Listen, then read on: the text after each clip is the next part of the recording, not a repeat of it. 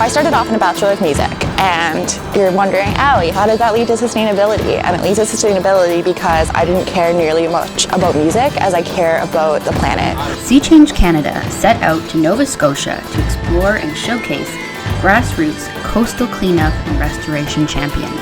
When most people think of picking up trash for a summer job, they think, ew, that's gross, why are you picking up trash? But it was the best job. It was so fun, and we all cried when we left at the end of the year because we formed such a family. Tracking the data as they go, Sydney Cape Breton's Trashformers are providing garbage cleanup, data, education, and paid youth jobs in inland and coastal cleanups. We would just hop in the truck, gas up, go to wherever we were going, get all the trash, and then we would do a count at the end of the day, give it to Allie. I do all of the numbers on all of the data for Trashformers, as well as actively engage in the cleanups. Within hours of my first day, I knew that that was like where I was meant to be. On cleanup, 140 kilograms of marine debris. It was founded in 2011. As a whole, we work out of ACAP, Atlantic Coastal Action Program, Cape Breton. We try and hit one community from each of the regions. So we have Northern Cape Breton, Eastern Cape Breton, and Central Cape Breton. And then we do a shoreline and a beach. So that's 5 cleanups in the week. When we did shoreline cleanups, there was a lot of like the lobster bans. There was a lot of those. We do count them. We found approximately 500 this year, which I think is a gross underestimation to what is actually out there, solely because sometimes we do overlook them to collect bigger things like lobster traps. We do also collect lobster tags. Talking to the Nova Scotia Environmental Network, we just give all of our data on the lobster tags to them. They're doing a research project right now on how far lobster tags can get away from their owners. Lobster traps that wash up. We do try to repurpose those as well. So our end goal is not to get everything we collect to solid waste, it's to find a good use for it and to make sure that it has a full long life before it ends up at solid waste. Tampon applicators, there was a ton of those. The applicators themselves are in the hundreds.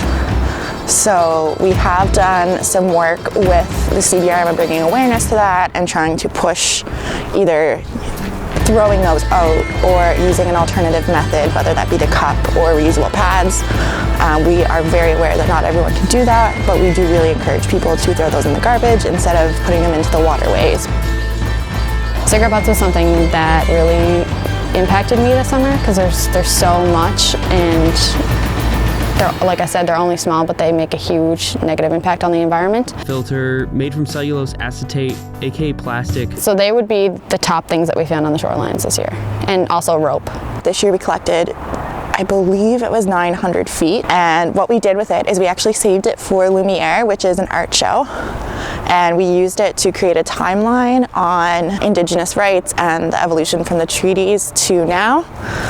And after that was completed, we coiled it all up and we actually donated it to a local business who will repurpose it and use it to create a wind barrier on their patio.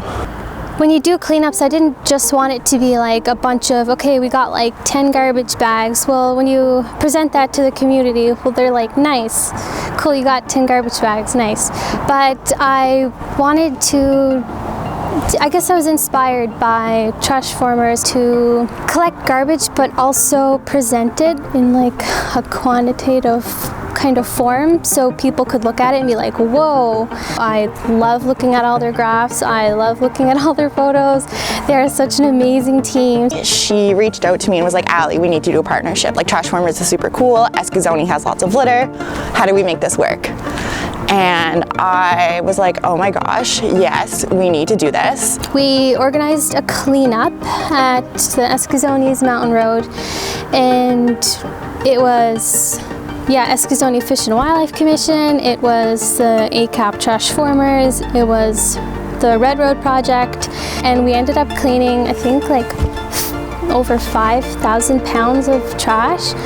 So yeah, we spent the day up there. It was so cool to learn from their team, how they did things. And the community's reaction, well, it was 5,000 pounds of garbage, so you know, it was extraordinary. Us having even just the weight of what was collected was incredible. Their team is so easy to approach. And we were able to leave the community so clean.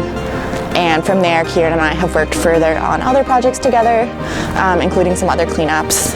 And I think that now Trashformers and the Escazoni Fish and Wildlife Commission have this beautiful partnership that we can evolve as time goes on. Elder Albert Marshall, I talk with him a lot and he's so amazing to talk to. And he said that nature is a reflection of us. So if it's healthy and it's thriving and it's productive, then so are we, right?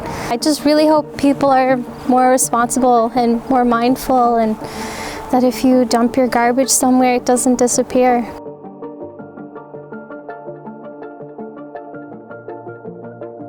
What we had expected to see is actually a downtrend in litter over the last decade, where it's actually gone up. In 2021, we collected 500 kilograms more than any previous year, actually beating a few years combined. 2021 has gone up? 2021 has gone up significantly, and we had a shorter season. So generally, Trashformers have about 60 days of collection. This year we had 49. The year before we had 28, and 2020 and 2021 were comparable in data collected and actually had significantly more than any other year, which is really awful. So for me, that indicates that the biggest challenge with Trashformers is that nothing's changing, which means we actually need to implement structural changes in our policies, in the way that we are holding larger companies accountable. These need to actually have larger implications for the people who are creating all of these single-use items, because it can't just be on the individual anymore. A lot of kids know about these issues, and I don't think they know where to go about it. So I do think that it's important that we go into these classrooms and... I'm staying on with ACAP this fall into the winter in their education department. So what we'll do is we will go around to different schools around the CBRM and talk about wastewater, what happens to our water, why it's important to pick up our trash, put it where it belongs so it doesn't end up in our waterways, which then impacts the wildlife and impacts us. So it's one big cycle that we're trying to educate youngsters on. I can't imagine not being here. Seeing the impacts from the front lines of environmentalism every day is so much different than any other job you could have. It's been such an honor to see Trashformers have such a positive impact on both the community and the people who are involved. Another huge milestone for Trashformers is the fact that we are becoming more of a pillar in the community. The community expects to see us out in the summer, and we are always greeted with such warm, kind welcomes in whatever communities we're in. There are often people who will drive down or walk down when they see our truck, and they'll just say thank you, and that means a lot to us. There are also community members who just join in on cleanups. They see us out and they're like, oh my gosh, let me help. And I think that if we can do our part, big or small, to let people know of the impacts and how a little change can go a long way, that we each can do our part. And I think that, yeah, it's important that young people know the situation that our Earth is in and that everyone can make a difference.